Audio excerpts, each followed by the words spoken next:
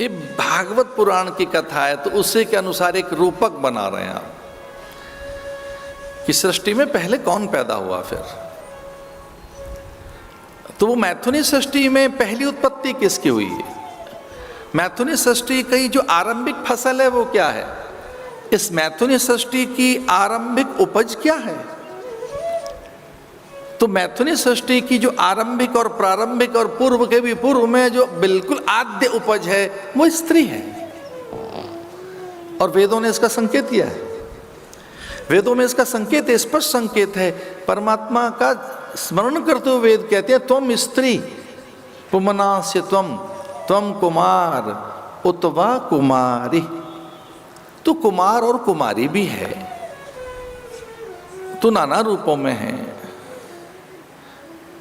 पुमना से त्वम, अब पुरुष तो है ही, लेकिन वेद के मुंह से सहसा पहले पुरुष नहीं निकला है। वैदिक ऋषियों के मुंह से जो मंत्र दृष्टा थे, उन मंत्र दृष्टाओं ने सहसा ब्रह्म को पहले स्त्री कहा, त्वम स्त्री पुमना से त्वम, आप पुरुष हैं।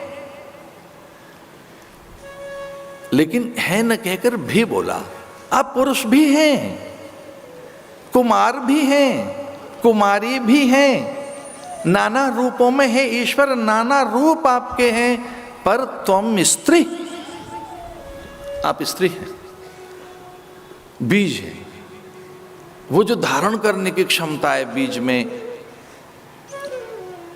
धरा की कोख में जैसे बीज डाला जाता है, अगर हम बीज को पुरुष भी मान लें, चूंकि वो पुंसत्व है, और श्रीमान जी अपने पुंसत्व को स्थापित करके गर्भ में पृथक हो जाते हैं, 9-10 मास कुछ पता नहीं, वो बीज चल रहा है वहां। भाई श्रीमान जी का तो नहीं काम है ना, पुंसत्व की स्थापना हो गई, लेकिन वहां फिर जो गंध है, वहां जो प्रकाश है, और वहां किंचित जो उर्वरा है, और थोड़े आजकल तो उत्प्रेरक भी डाले जा रहे हैं धरती में उकसाने के लिए, बीज को अधिक उत्पादन के लिए। तो कितने उत्प्रेरक भी डाले जा रहे हैं धरती में, उकसाया जाए बीज को, अधिक उत्पादन हो, कि जरा मोटा सा हो, कि सुंदर सा बने।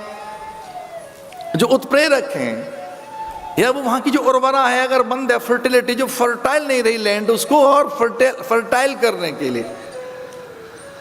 लेकिन जो 9-10 मास की क्रिया है, जहाँ रस बनने हैं, गंध बननी है, यहाँ त्वचा, नख, रोम, केश, नाड़ी, धातुएं, ये नासिका, ये भाल, कपोल, शुभक, हनु, वक्षस्थल, आकृति, और उसी में पाचक रस, धमनियों में दौड़ने वाला रक्त, और फिर धीरे से भावनाएं।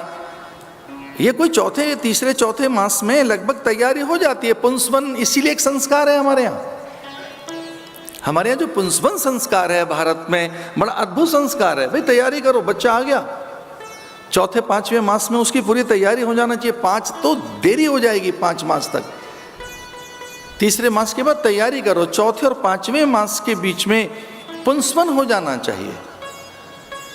फिर 7वें मास में सीमंतों ने, फिर जात कर्म यानी निष्कर्मण, नामकरण,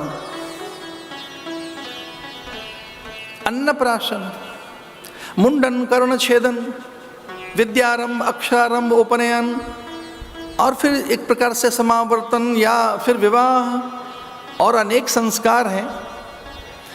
हमारे यहाँ तो मृतक का भी बड़ा अद्भुत संस्कार है भारत में, अंत्येष्टि, इष्टि यज्ञ को कहते हैं।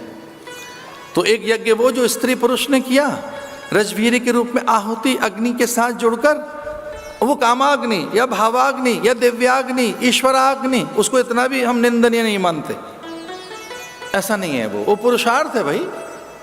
धर्म अर्थ काम मोक्ष में काम बड़ा पुरुषार्थ है, काम की निंदा कहाँ की गई है? काम पर जितना चिंतन भारत का किसी का होगा, आर्थिक चिंतन जितना अच्छा भारतीय किसी का होगा। अर्थ को हमने पुरुषार्थ माना, धर्म को हमने पुरुषार्थ माना, काम को भी हमने पुरुषार्थ माना है।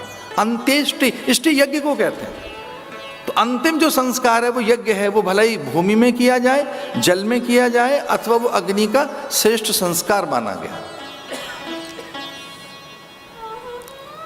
त्वम स्त्री।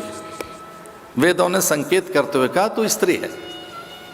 पुराणों ने भी उसकी एक प्रकार से सम्मति दी, ये कहकर त्वमेव माता च पिता त्वमेव। तो हमारे मुंह से निकला कि तू माता पहले है, त्वमेव माता च पिता त्वमेव। फिर भक्तों ने भी गीत गाने शुरू कर दिया, राधे श्याम राधे श्याम राधे श्याम कहिए, सीताराम सीताराम सीताराम कहिए। तो पहले राधा आई, बाद में श्याम है, पहले सीता आई, बाद में राम है, पहले गौरी, फिर बाद में शंकर हैं। और इसी प्रकार से वेद ने चूंकि संकेत दिया तो इसे माता हमने कहा। ये फादरलैंड नहीं है, ये मदरलैंड है, ये मातृभूमि है। वेद का स्पष्ट संकेत है, माता भूमि ही पुत्रो हम पृथिव्या। हम इसके पुत्र हैं, हम इसकी संतान हैं, और इसमें अमृत का वास है। अमृतस्य पुत्रा, हम अमृत की संतान है। माता भूमि ही, तो भूमि माँ है। अब बालक जैसे ही पैदा हुआ तो वो पिता के स्वर नहीं बोल रहा है। और मैं बहुत विनय के साथ एक बात कह रहा हूं, कोई भी जीव, कोई भी प्राणी अपने पिता के स्वर नहीं बोलता। उसमें पिता के स्वर और उसकी भाषा अभिव्यक्त कभी नहीं हुई। वो अपनी मातृभाषा ही बोलता है। कोई भी जीव अपनी मातृभाषा बोलता है। भाषा तो माता से सीखी है, पिता से नहीं। पिता से और संस्कार मिलेंगे बाद में, और बड़े संस्कार मिलेंगे, पर गर्भकाल में पिता से कम मिल रहा है। पिता को टोक और दिया है कई लोगों ने, तो कहोड़ जैसे पिता को अष्टावक्र ने।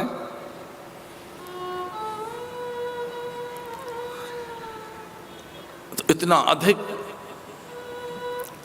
ज्ञान देती है माँ, जो उसे शौचाचार, शिष्टाचार, कुलाचार, लोकाचार, सभ्याचार, इसलिए पहली आचार्य कोई है तो माँ है। और ऐसी पहली आचार्य को प्रणाम करना चाहिए, वो माँ ही है, प्रथमाचार्या। रामानुज संप्रदाय में तो लक्ष्मी जी आचार्य हैं, राम नहीं है उनके आचार्य। ये पुष्टि मार्गीय जो हैं, हम तो बड़ा आदर करते हैं सभी संप्रदायों का। पुष्टि मार्गीयों के यहाँ यमुना आचार्य हैं उनकी, कहीं गंगा आचार्य हैं किन्हीं की, किन्हीं की तो धरती आचार्य है, धरती से सीखा। भगवान दत्त ने कहा कि हाँ, ये धरा भी वंदनीय तो है, गुरु तो है। न केवल धरा, अग्नि, जल, वायु, अंबर, पर्जन्य, बादलों को गुरु मानकर पूज लिया। अरे देखो मीठा बरसा रहा है। इसलिए पहले 3 कन्याओं ने जन्म लिया। तो अगर हम सृष्टि में लौट कर देखें, मनु शत्रुपा से मानवीय सृष्टि हुई, मनु शत्रुपा से मानवीय काया पैदा हुई, मनुष्य पैदा हुए। तो उन मनुष्यों में पहले कौन आया? तुम स्त्री, पहले कन्याएं आईं। और वो कन्याएं इन 3 रूपों में बताई गई। आकुति, देवहूति, प्रसूति के रूप में उनका आगमन हुआ। चूंकि वो यज्ञ किया उन्होंने, वो जो पहला है उसे यज्ञ माना गया। पति पत्नी यज्ञ कर रहे हैं, यज्ञ से संतानों की उत्पत्ति उन्होंने की। इसे यज्ञ मूल है, यज्ञ से ही संतति की उत्पत्ति मानी गई है।